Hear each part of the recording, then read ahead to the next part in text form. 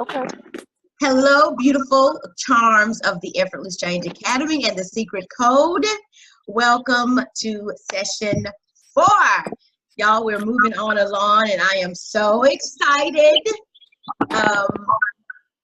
that you have invited me onto this journey with you. Ladies, when you go through the program, I go through the program, right? Just sometimes in a different way. I'm in a different season in my life. And so I'm just really blessed that I have each of you here, because what you deal with, I deal with. And it's just so awesome that you can have a sisterhood that's with you, locking arms with you, to help you on the journey. And I'm so blessed to have you. So Chantil, the last assignment was to give your mind some pictures. You know, we talk about we want this to change. We want this new job. I want this customer. I want this relationship with my husband. I want this relationship with my kids. I want this relationship with my mom. But y'all, we focus on how the next conversation is going to go so much, right? That was me, right? Right. I'd play out and rehearse in my mind how the conversation was going to go with my mom. So, okay, and when she say this, I'm going to say this. And if she better not say this because I'm going to say this. You know, we rehearse, right? And what we fail to be conscious and aware of is that when we do that, we're rehearsing what is going to happen. And just like we can use that mind power, that energy on a conversation that may never happen, we can focus and see a different picture. So what picture do we see of your change, Chantil? Well, I really, like I said, I've really been trying to do the work. So, and I'm sorry, I'm getting settled. I'm really just walking in from work. So I was in my car. I was in my car walking through. My phone's about to die. I was trying to find the cord, but I am here, so I'm happy. I went through and started looking at pictures, pictures of people that, that I think that have nice bodies, like you said, and started taking pictures. And I took some pictures of some houses that I was looking at. I took pictures of like some finance stuff, and I do have a dream board, but it needs to be updated. Yes. And started writing some things down. So really making it more literal and more visual. So that's what I did. And so I've been going back through and flipping through my pictures on my phone and looking at them. Yeah.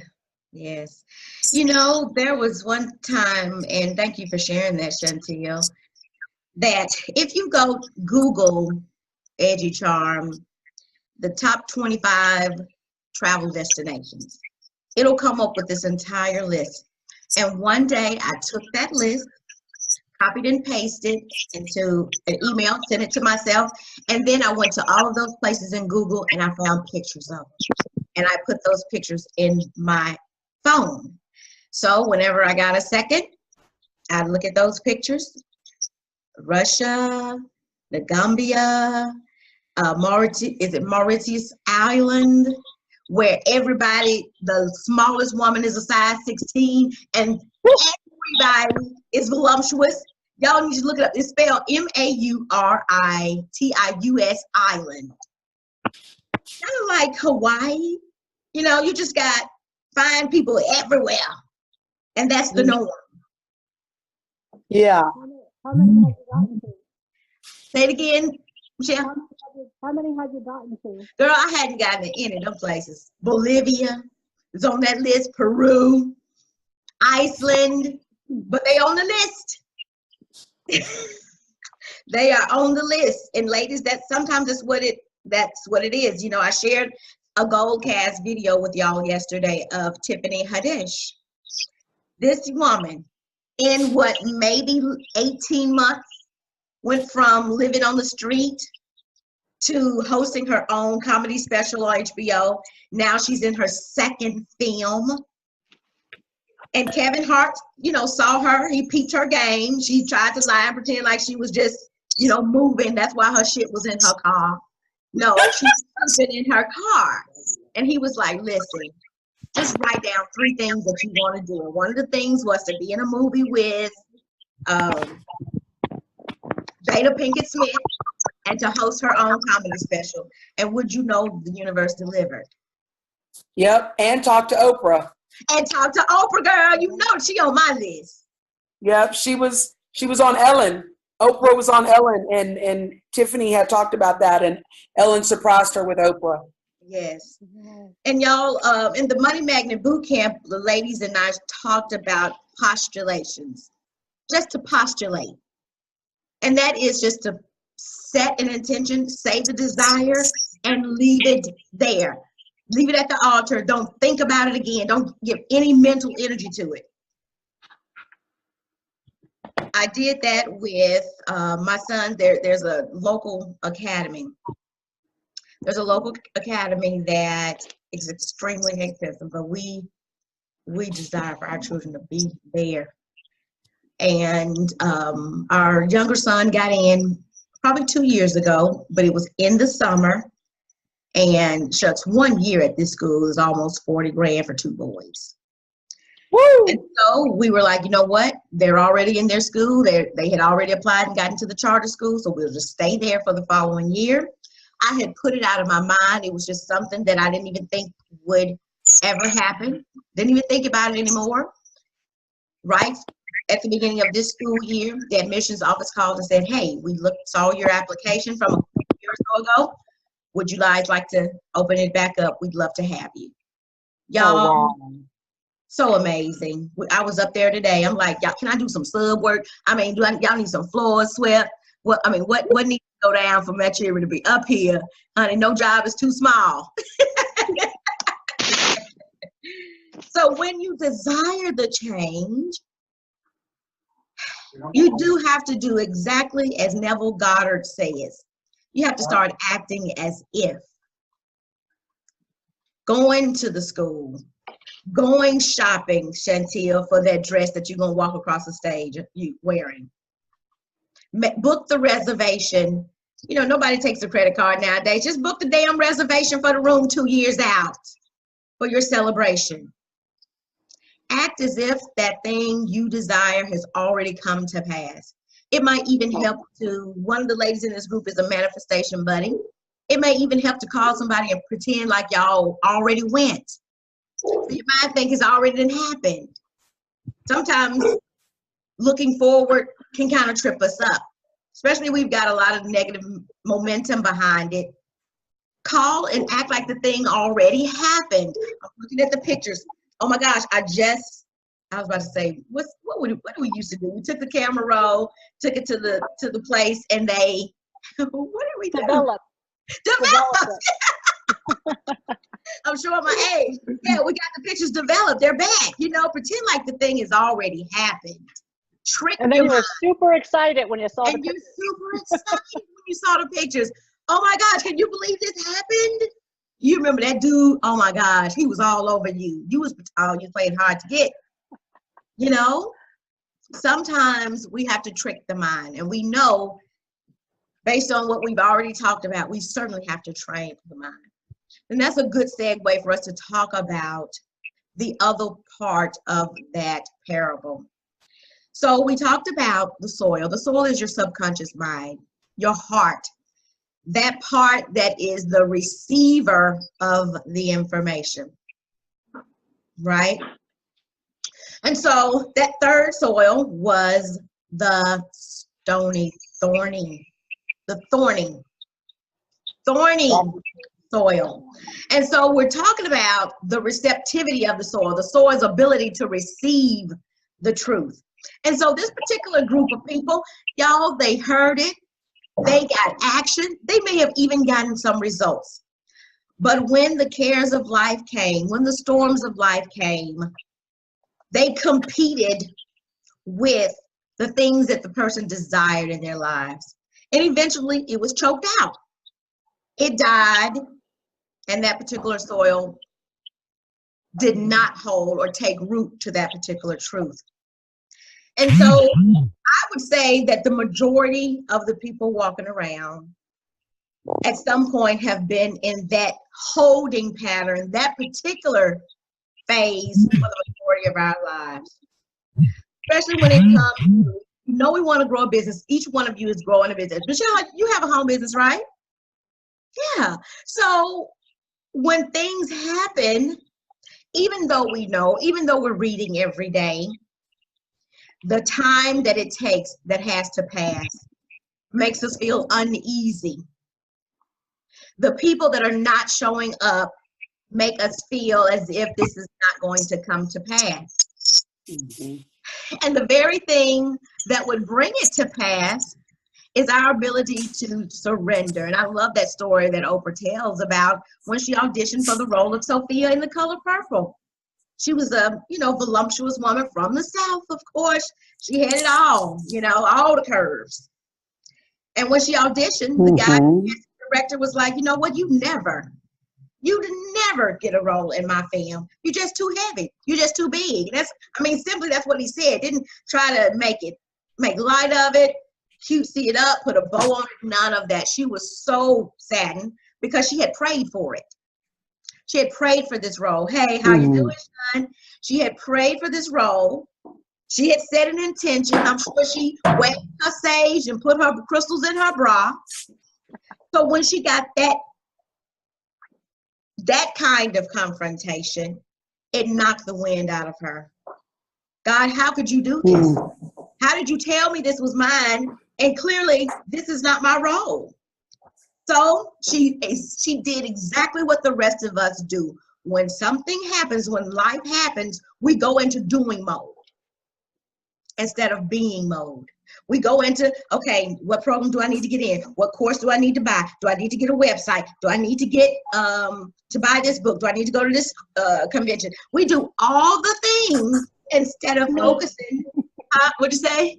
I said, that's me. Yeah, well, that's all of us. That's all of us. When something happens, our immediate assessment of ourselves is devalue.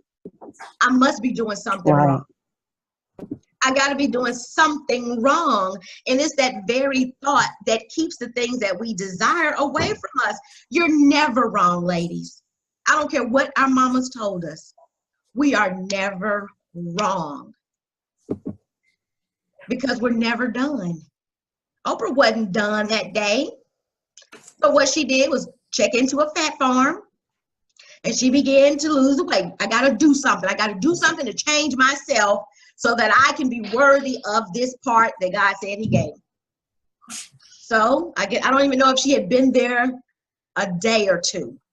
Somehow, the director of the film tracked her down. But this was after the night before. She was just, y'all know the bawling, crying, slobbing, as the children say, just bubbles coming out your nose. How can I not get this role? This role was supposed to be me. I am Sophia. And so she was like, Lord, I have done everything. I have prayed. I have fasted. I have searched for your face. And what she said, the song that came to her was I Surrender All. And she began to sing that song to herself. And y'all, she said no sooner than she could get up off her knees and sit down, she got a call from Steven Spielberg. He asked her, where are you? And she was like, I'm at XYZ Fat Farm. And he was like, why? She was like, you know what? I'm going to try out for the part again. I've got to get some of this weight off of me. He was like, listen, if you lose 1 pound, you're going to jeopardize losing this role. She said she jumped on the first plane out of there, but not before she stopped by Wendy's first. And the rest is history. She shifted her thinking, her focus to one of doing, I gotta fix myself. Y'all, even though we are and many of you are coaches, teachers, therapists, John, even though we're in this multi-billion-dollar industry, some people need help along the way, but folks, you don't need a coach. You don't need a book. You don't need another recording. You don't need another course, another program. What you need to know is who you are. Who you are above everything. And don't fall to the things that may happen, the cares, life's cares, to choke out the truth that you know to be true. The truth. And so, of course, after that, what happened? She got Color Purple. Then the Oprah Winfrey Show. #1 talk show host of all time. Yes, Michelle. Hold There's on. something about the story that I'm supposed to learn from, because I never heard this story about Oprah before. And this is the second time this week I was told to me. The second time. And it was the day before yesterday is the first time I ever heard it. I'm like, I didn't notice she was turned down for the role because she was too heavy. Yes. Never heard that. Never heard it. No. And guess what? Sister girl just like me. Yeah. Homegirl. And Oprah has had her, everybody knows her story. She was raped by a family member or a close friend to the family. Mm-hmm. Got pregnant by someone. This girl wound up being Miss Tennessee State.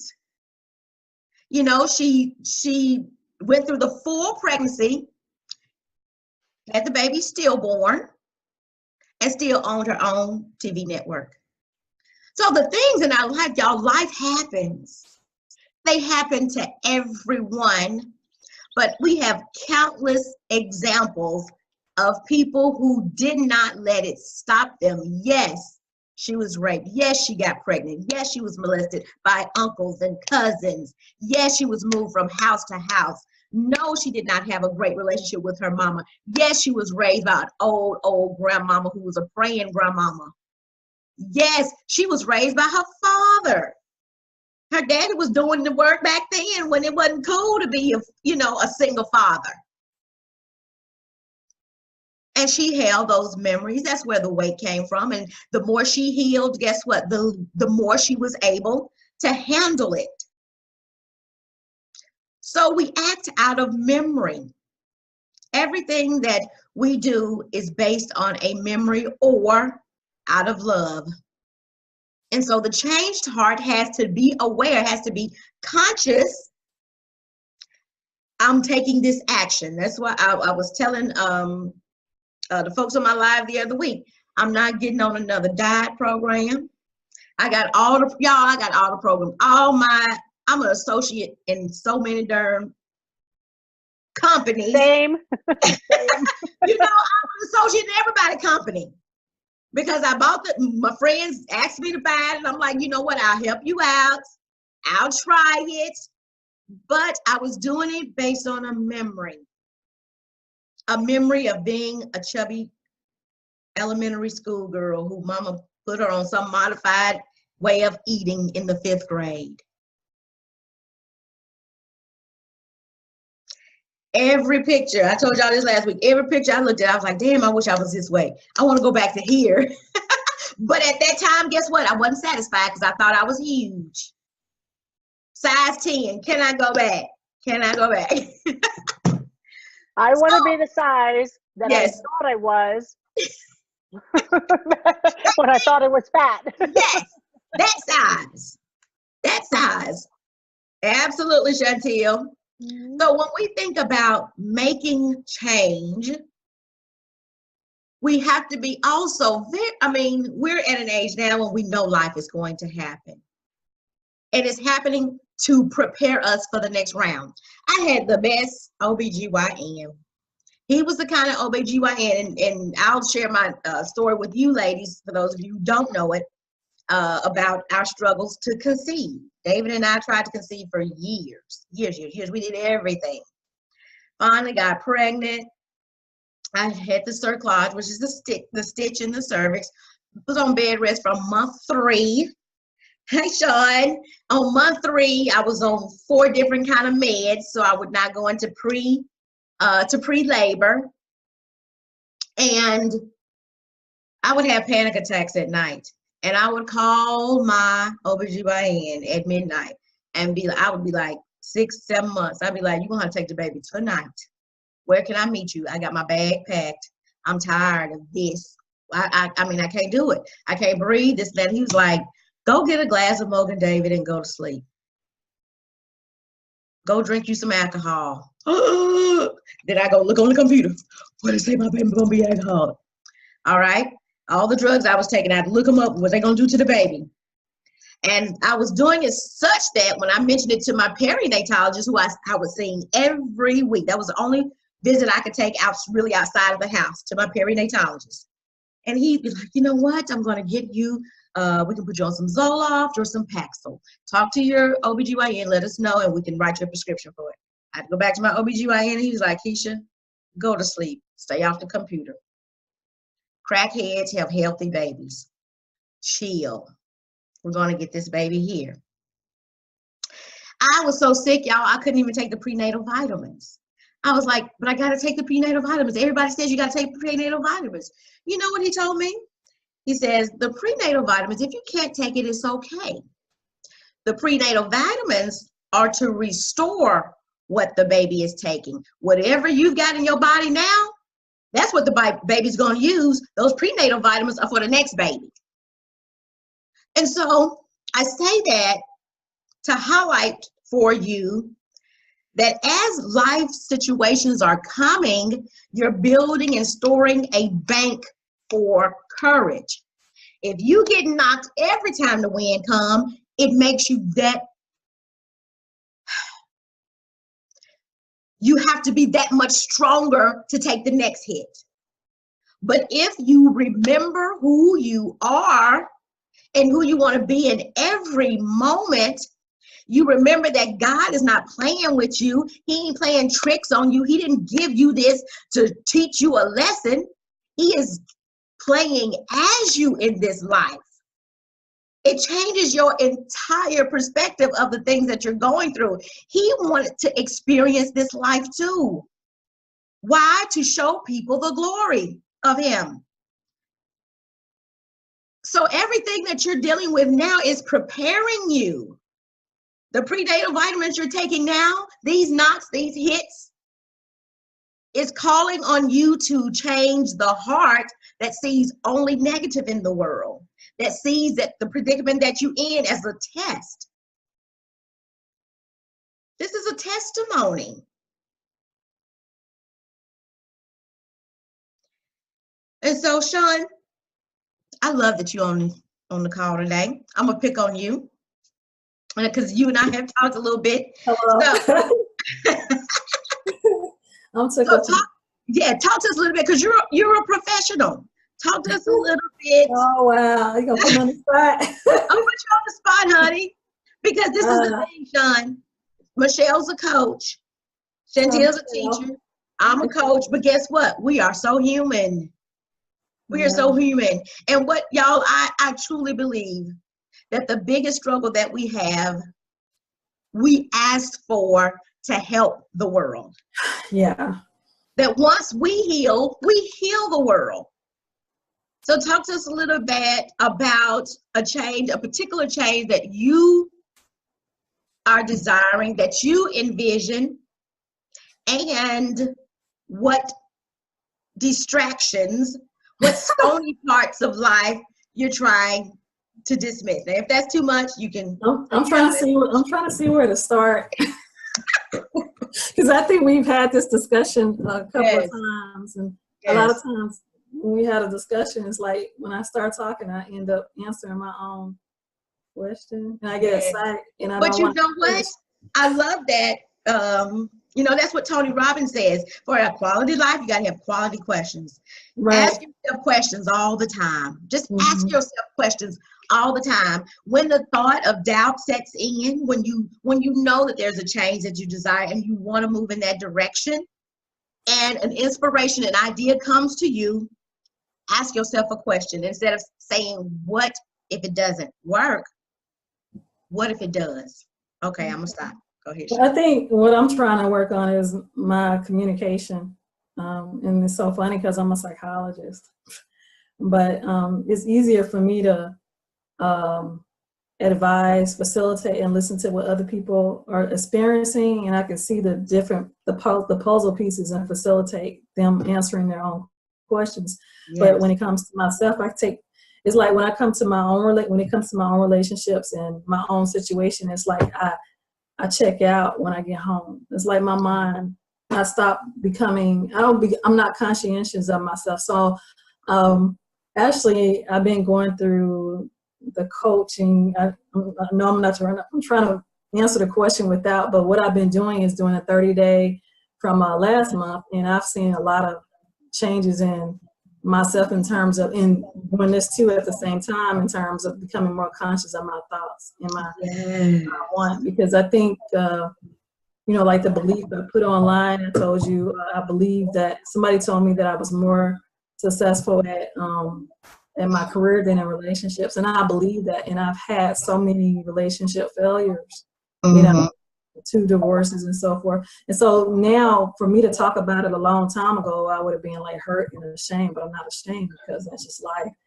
And it makes me, I grew a whole lot from it. So I think one of the changes I'm trying to make is just becoming more conscientious of my thoughts and how I actually attract, because I see the changes happening faster in my career. Yes. My personal life. Like if someone hurts me or something, yes, I'm trying to figure out how to communicate that to them or how to cut it off and make that decision and leave. So that's one of my struggles. One of my challenges. Yes. And you know what? Thank you, Sean, for sharing that with us. I appreciate your candor. You bring up a very good point, especially when we're trying to change. Y'all, we're connected to people. Mm-hmm. And the truth of the matter is, we asked for these people in our lives. We're co-creating this. And the challenge is to look at the people who have inflicted us with harm and look at them as a teacher. That's tough. Look at them as a part that you gotta, it's like leveling up on a video game. I gotta get through this relationship. I was on a one-on-one coaching call with one of my sister goddesses, and she and her mother, she's really not speaking to her mom of the family at all. She spent Thanksgiving with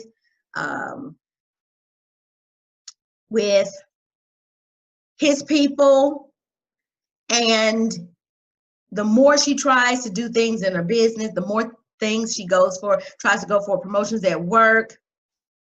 And the thing is that, ladies, at some point, we must do one or two things with the relationships that are teachers for us. Accept them as they are, or change ourselves to change them. Because if we can just give up the expectation that this could be different, that's where the disappointment comes, when we want what is to be different than what it is. So much frustration, disappointment, we set ourselves up for failure. And so it creates this chasm in our vibration that causes a halt for any flow of abundance in any area of our lives. Our relationships are very key. So either we resolve to be at a place where, at this point, I got to work on myself so much that I can't even entertain this person. And tell them that, I love you. And I want you to, do you, and I want to be me. But this is what I'm going to need right now. And sometimes, y'all, it's as simple, might not be easy, but it's as simple as, again, creating that new habit. Sometimes, especially, Sean, in our personal and romantic relationships, sometimes it's just starting a new habit. They've just become a habit. And we get used and addicted to the habit of them. Yeah, I think that's true for me. Yeah. I'm a lazy dater. I don't like to. Yeah, I get attached. Absolutely, absolutely. So sometimes, ladies, it's just is conscious in that moment that I am creating a new habit. Right now, this is not serving me. Right now, it just doesn't feel good. and asking for the space, hold space for me until I work it out. It's me. Take the blame. It's me. Try not to be right about it. It's me. And until I get together, ain't no need of us both hurting or being upset. And so that's easier said than done, especially, when we're dealing with folks like our parents. But y'all, this is what I have discovered. That when we change, sometimes, what if in order for them to change, we had to change? What if the holdout was us? In most cases, the holdout is us. What if in order for this person to have the life, and you both to have the life, you have to work on you so that when they do change, you'll be the kind of person that's ready for them. I got to be ready. I have to be ready for that person when they change. Because how awkward is it going to be? You say you're changing, you're making, you going to all the programs, all the courses. That person changes. If your heart is not right, guess what you're going to do? All this time I've been trying to change you. But guess what? That meant you still needed to work. So what if you had to change your heart in order to receive them when their change came? And it can just be daisies. What would it look like for that relationship that's causing you so much worry? What if it looked different? How would it look? Would y'all be going to Luby's and Morrison's? Would y'all go shopping together? What would that relationship look like? Envision it, Julie. Give yourself a picture. And then when the stony parts come, because they're going to come, in that moment who you want to be. How do I want to show up? It's tough changing when you're trying to do it on your own might, in your own strength, in your own might. Let the word do the work. Do the work and let it go. You ain't got to work on yourself all day, y'all. Abraham Hicks say 20 minutes of meditation would get you in 3 to 4, 5, 7 days so much further than if you were trying to do podcasts every day, all day, because sometimes it can be too much. If you're doing so much, it's because you think you got to do the work. You focus on planting the seed and making sure the seed stays rooted despite what comes to us. Is that fair? So your assignment for this particular session is to be very conscious. You don't have to do this for 5 minutes because they right there on the top of your head because you're dealing with it today. Be conscious of your triggers. Be conscious of those thorns. What are they? What are they? I can take calls from my mama on certain days at certain times. If I'm about to do a training, if I'm about to talk to a coaching client, I don't even talk to her that day. I can talk to her on the weekends. I'd even talk to her on my goddess days. When my hubby gets home, I know what the trigger is. I don't talk to him as soon as he get in the door. Baby, this is what we got to do. This is what happened. This is what happened with the boys today. Dude, know the triggers. You a grown-ass woman. What are the triggers? Yes, Chantil. Hold on. Let me unmute you. Okay, go ahead. It's funny that you say that because I have to tell my students sometimes, I said, you need to pick up on the clues, pick up on the behavior when you're dealing with somebody, because I teach middle school.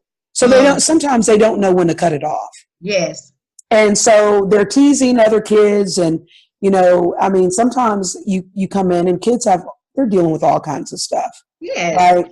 So somebody they're not reading these people. They're not picking up on the clues. And I tell them, you have to pay attention. Pick up on the clues. And if you see somebody is not smiling, they're, I mean, and so you're right. I mean, you have to do that even as adults. You've got to pick up on that. And some people, even as adults, don't know when to stop. Totally clueless. It's just reading vibes. Yeah, exactly. That's really all it is. And so Julie said a question about divorce. What's the question about divorce, Julie?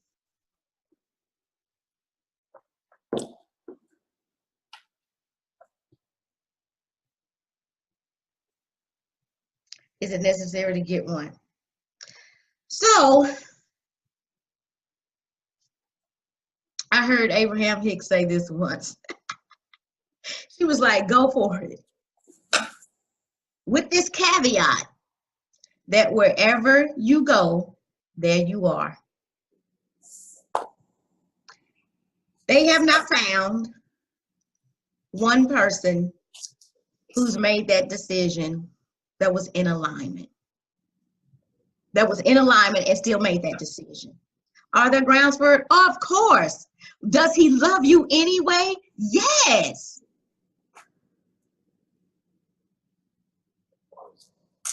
But before you make any decision, because girl, I can pull the card, y'all. I pull the card all the time, right? Just all right. Okay. I'm gonna do it. But I was not in alignment for me to even say it. So is it necessary? Go for it. But just know wherever you go, there you are. Same shit, different faces. You have to be you, in love with you, not seeking another, not holding another one responsible for your happiness. I'm not responsible. I shared this with Dave. I'm not responsible for your happiness, but I'm also not going to stand in your way. Be so happy. And the thing is that, especially with those cases, it's with anyone. 30 days, write down what you love about him. Write down what you love about the marriage, about him. And then after